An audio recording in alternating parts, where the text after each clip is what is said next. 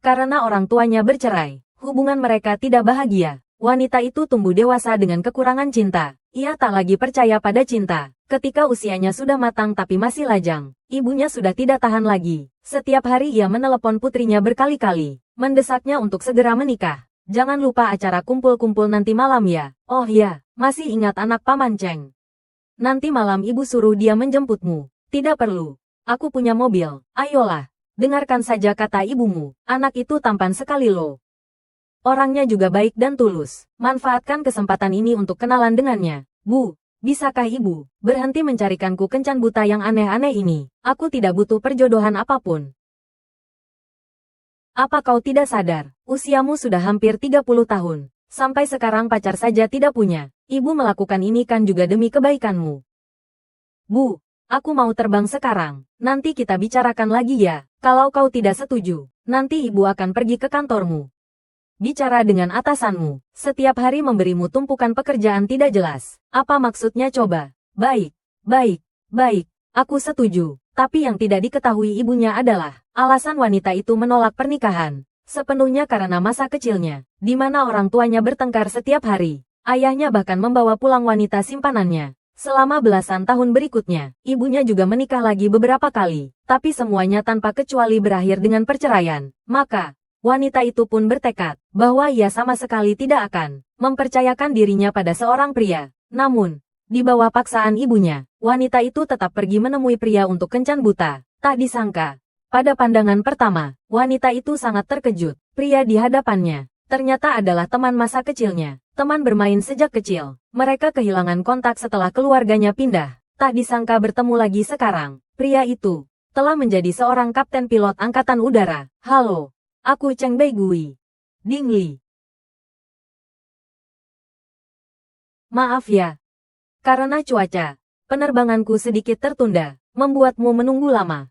Tidak apa-apa. Aku juga baru sampai. Namun salju tebal di bahu pria itu membuktikan bahwa ia berbohong. Jelas-jelas ia sendirian. Menunggu di sini cukup lama. Setelah basa-basi sebentar, keduanya naik mobil bersama menuju tempat makan. Wanita itu menatap wajahnya dan yakin bahwa pria ini pasti juga dipaksa datang untuk kencan buta. Ia begitu tampan, pasti di dunia nyata tidak kekurangan gadis yang menyukainya. Maka wanita itu pun berkata, mereka berdua bisa menganggap ini hanya formalitas, sekadar pura-pura saja. Namun pria itu berkata bahwa ia serius, dirinya kan bukan monster atau semacamnya. Mengapa baru bertemu sudah mau menolaknya? Kata-kata pria ini langsung membuat wanita itu terpaku. Lalu ia pun memberitahu pria itu bahwa ia sama sekali tidak punya niat untuk pacaran. Keduanya segera tiba di restoran. Begitu masuk, kakak laki-lakinya datang menyambut wanita itu dan berkata padanya, sudah saatnya ia menjalin hubungan serius dan menikah. Pria ini adalah orang yang sangat baik. Kalaupun semua pria di dunia bisa berbuat salah, pria ini sama sekali tidak akan. Ia memberitahu kakaknya, jangan menjodoh-jodohkannya sembarangan, karena di lubuk hati wanita itu, ia selalu memiliki sosok pria yang tak terlupakan. Setahun yang lalu saat sedang berlibur, ia mengalami serangan teroris. Tepat di saat genting itu, seorang prajurit pasukan khusus menyelamatkannya, dan pada saat itulah, sosoknya meninggalkan kesan mendalam di hati wanita itu.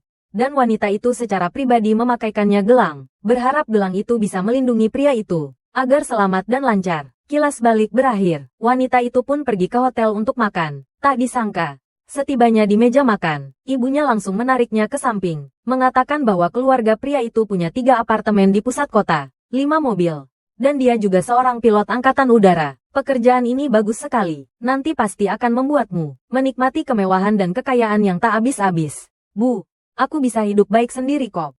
Kenapa aku harus bergantung pada pria? Apa kau mau sendirian seumur hidup? Kau itu masih muda, tidak mengerti. Coba kau pikir, kalau kau tidak menikah, nanti kalau sakit siapa yang merawat? Kalau terjadi sesuatu padamu, bahkan tidak ada orang yang membantu. Ibu menikahkan juga bercerai. Pria baru yang ibu temukan itu, apa dia peduli pada ibu? Urusan orang dewasa apa yang kau tahu? Bukankah aku tetap melakukannya demi kebaikanmu? Memang tidak mengerti. Kenapa ibu harus menggantungkan masa depan ibu pada satu demi satu pria yang tidak bisa diandalkan? Sekarang ibu mau mendorongku ke lubang api juga. Diam kamu.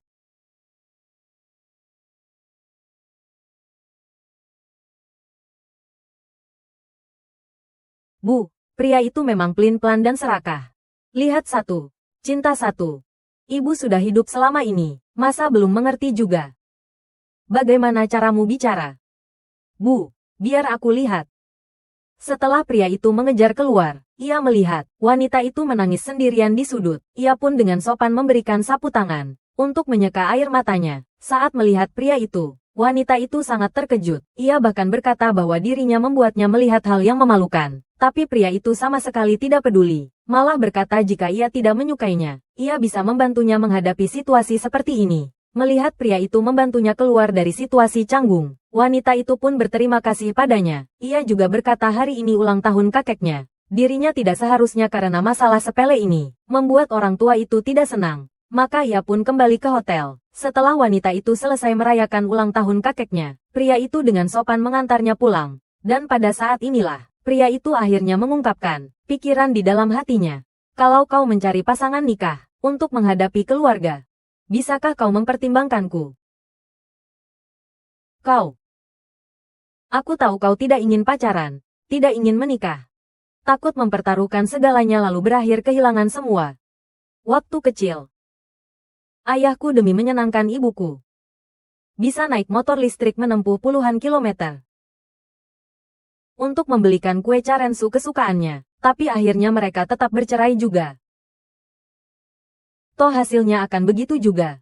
Lebih baik tidak usah dimulai. Mendengar wanita itu berkata demikian, ia menawarkan diri untuk hanya menikah dengannya. Keduanya saling menghormati seperti tamu, malah mungkin akan bahagia dan tenteram. Dirinya tidak akan mencampuri kehidupannya. Lagi pula, tempat tugas kerjanya, biasanya di tempat lain. Dirinya sama sekali tidak akan mengubah kehidupannya yang sekarang. Mendengar ini, wanita itu langsung bertanya, apa untungnya melakukan ini baginya? Lagi pula keduanya tidak saling mengenal. Jika gegabah menikah akan terlalu terburu-buru. Lebih baik beri ia waktu untuk berpikir. Tapi yang tidak diketahui wanita itu adalah, alasan pria itu bersikap demikian padanya adalah karena ia sudah lama diam-diam menyukainya. Saat melihatnya menggunakan tubuh kecilnya yang lemah untuk melindungi orang lain, ia tersentuh oleh ketulusannya. Kemudian bertemu lagi dengannya saat bertugas. Ia bahkan memakaikan gelang untuknya. Pria itu pun semakin menyukainya.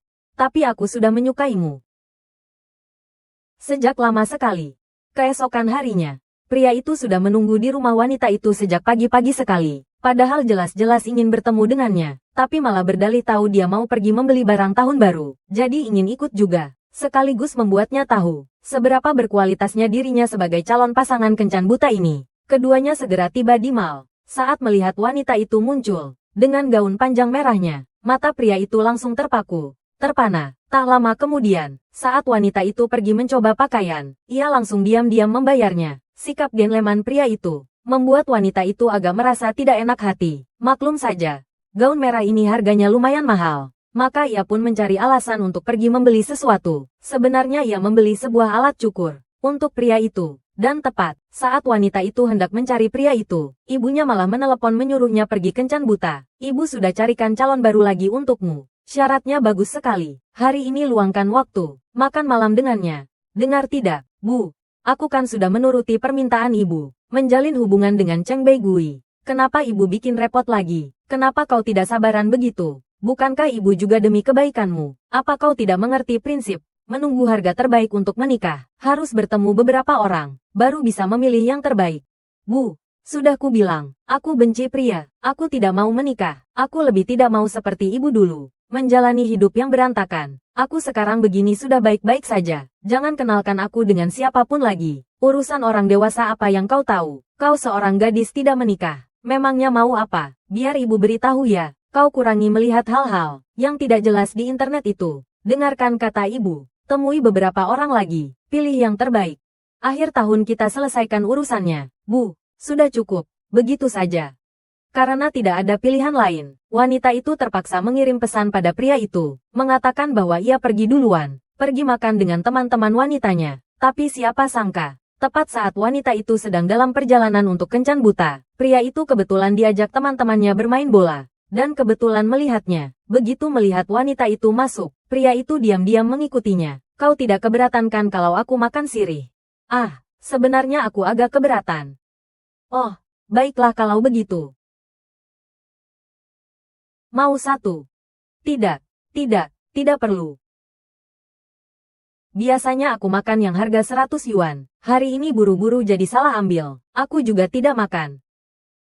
Kemudian, pria kencan buta yang menjijikkan itu mengeluarkan 2 sertifikat properti dan kunci sebuah mobil, mengatakan ia masih punya 2 juta yuan tabungan. Jika wanita itu tidak keberatan, keduanya bisa mencoba menjalin hubungan. Lagi pula, pria dengan kondisi sebaik dirinya sudah tidak umum lagi. Mendengar ini, pria di sampingnya langsung tidak bisa duduk diam. Dirinya punya 6 baris villa gandeng, belasan mobil mewah, dan aset ratusan miliar. Bagaimana mungkin ia tertarik pada pria macam ini? Pria menjijikkan itu melanjutkan. Diriku menuntut setelah menikah nanti, wanita itu harus berhenti kerja dan menjadi ibu rumah tangga, dan harus melahirkan seorang putra untukku. Aku ingin bertanya satu hal. Nona Ding, kau begitu cantik.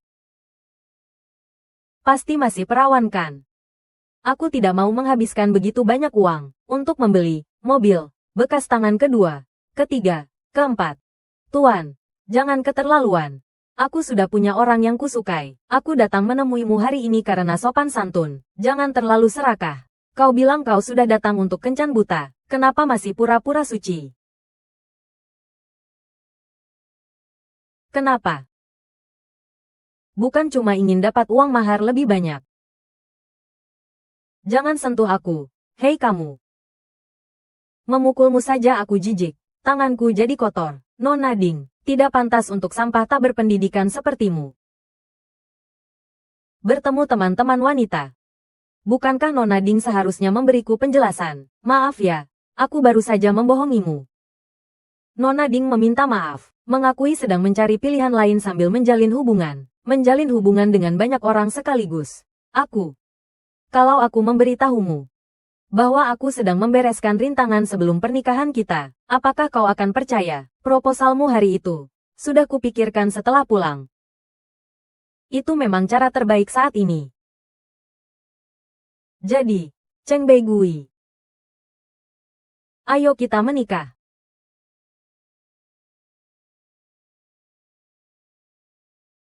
Aku sudah memutuskan, aku akan menikah dengan Cheng Beigui. Ini belum ada seminggu, kau sudah mau menikah saja, sudah benar-benar dipikirkan baik-baik. Lily, kakek mendukungmu. Anak muda kan, kalau sudah cocok, menikah cepat juga tidak apa-apa. Jadi, mulai sekarang kalian tidak perlu khawatir tentang urusanku lagi. Aku dan dia sudah membuat janji, besok akan pergi mendaftarkan pernikahan. Tidak boleh, ibu tidak setuju. Bu, bukankah sebelumnya ibu mendesak Lily untuk menikah? Sekarang dia mau menikah. Kenapa ibu malah tidak setuju? Apa yang kau tahu? Ibu memang mendesaknya menikah. Bukan menyuruhnya asal saja mencari pria sembarangan, lalu menikah hanya dalam beberapa hari. Bu, bukankah ibu selalu ingin aku menikah? Sekarang aku melakukannya. Nanti ibu juga tidak perlu mengenalkanku pada orang-orang aneh itu lagi, menjajakanku seperti barang dagangan. Ding Li, sikapmu yang seperti ini kau tunjukkan pada siapa? Seolah-olah ibu memaksamu menikah saja. Bukankah ibu juga melakukannya demi kebaikanmu? Benar. Makanya sekarang aku mau menikah. Apalagi yang ibu tidak puas. Bibi. Lily dia hanya sedang emosi. Anda jangan ambil hati perkataannya. Aku dan Lily tulus ingin menikah. Anda tenang saja. Aku pasti akan memperlakukannya dengan baik. Tidak akan membiarkannya menderita sedikit pun. Ding Li, apa yang membuatmu terharu? Kalian hanya sedang bersandiwara, bukan benar-benar saling mencintai. Hanya manis di mulut saja. Yang nyata tidak ada sama sekali. Kau pikir hanya dengan bicara saja bisa menikahi putriku? Anak ini kelihatannya jujur di permukaan. Tapi sebenarnya perutnya penuh niat jahat.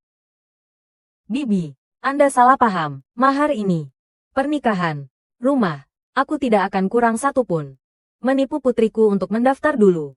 Beras mentah dimasak jadi nasi matang. Kan, mimpimu indah sekali. Kau sama saja seperti ayahnya. Hanya ingin menggunakan kata-kata manis untuk menipu. Tidak mengeluarkan sepeser pun. Menangkap serigala putih dengan tangan kosong ya. Bu ya ampun. Kak Beigui itu tumbuh besar di bawah pengawasan kakek. Orang seperti apa dia? Masa ibu tidak? Bibi, Anda. Bu, tidak peduli ibu setuju atau tidak. Pernikahan ini tetap akan kulangsungkan. Ibu lihat kau sengaja membuat ibu marah. Menikah. Apa kau tahu apa itu menikah? Mahar, rumah pernikahan, tingkat kemewahan pernikahan, dan juga biaya membesarkan anak nanti. Semuanya belum ada kepastian. Kau sudah mau menikahkan dirimu begitu saja. Ding Li, semurah itukah dirimu? Bu, apakah apapun yang kulakukan, ibu tidak pernah puas. Aku tidak menikah. Tidak boleh. Sekarang aku mau menikah.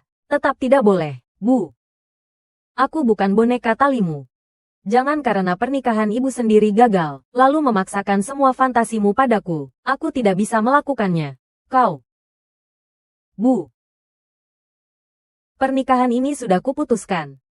Aku hanya ingin kau lihat. Kehidupan masa depanku tidak akan berantakan sepertimu. Juga tidak akan mengikuti jalan lama kau dan ayahku. Kata-kata ini berani kau ucapkan. Anak durhaka kamu.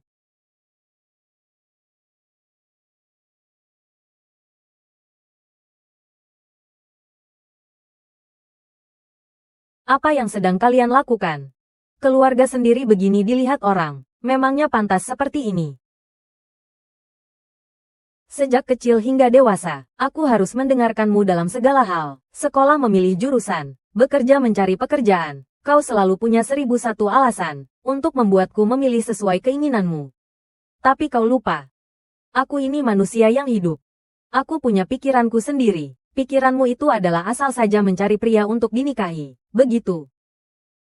Awalnya kan kau yang menyuruhku mendekati Cheng Beigui. Sekarang kau juga yang menghalangi pernikahan kami. Aku menyuruhmu memilih dengan teliti. Apa salahnya? Kalau kau salah memilih orang, seumur hidupmu akan hancur. Jangan lupa, bagaimana ayahmu meninggalkan kita dulu. Itu kesalahannya. Dia yang selingkuh. Dia yang lari dengan wanita itu. Bukan salahmu. Bu. Kali ini, bagaimanapun juga aku tidak akan mengalah. Pernikahan ini sudah kuputuskan. Kenapa aku melahirkan anak perempuan durhaka sepertimu? Kalau tahu kau sekarang sebandel ini, seharusnya dulu kubiarkan ayahmu membawamu pergi. Aku tidak punya anak perempuan sepertimu. Mata tidak lihat, hati tidak kesal. Kau pikir aku mau punya ibu sepertimu?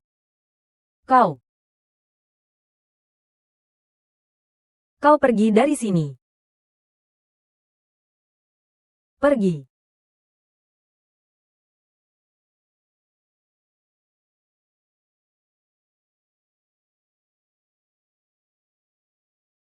Cheng Beigui, apa yang kau lakukan? Kau pikir kau siapa? Lily, tenanglah sedikit. Bibi tadi juga hanya bicara karena marah. Jangan dimasukkan ke hati. Kau sama sekali tidak mengerti. Orang sepertimu yang hidup di keluarga bahagia. Mana mungkin bisa mengerti? Sekalipun aku berhati-hati menuruti keinginan mereka 10.000 kali, aku tetap tidak bisa mendapatkan cinta mereka. Aku tetap akan ditekan berkali-kali. Disalahkan. Karena aku setiap saat mengingatkan mereka tentang pernikahan gagal itu. Aku ini adalah dosa asal. Apa kau mengerti? Kau masih ada aku. Hubungan kita hanya sandiwara. Pernikahan kita adalah kebohongan. Juga sebuah lelucon. Justru karena aku terlalu pengecut. Makanya selalu berusaha menuruti pengaturannya. Sekarang semua ini tidak ada artinya lagi. Kita memang menikah kontrak. Tapi bukan berarti kita tidak akan punya perasaan nanti. Cheng Beigui. Lupakan saja. Maksudku, kita sudahi saja.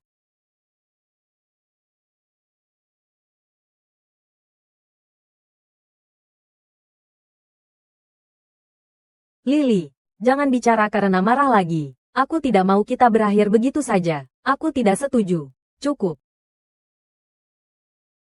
Cheng Beigui, kau bilang mau menikahkan. Kalau begitu aku tanya padamu. Bisakah kau menerima calon istrimu nanti? Di hatinya ada orang lain. Biar ku beritahu sejujurnya. 5 tahun yang lalu, aku pernah mengalami serangan teroris di luar negeri. Dia yang menyelamatkanku. Di hatiku. Tidak ada orang yang bisa menandinginya. Aku tidak mau menikah.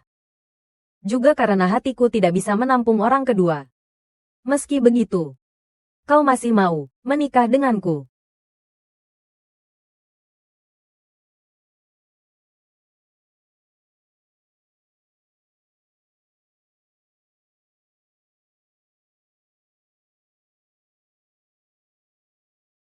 Ternyata dia masih ingat. Ding Li.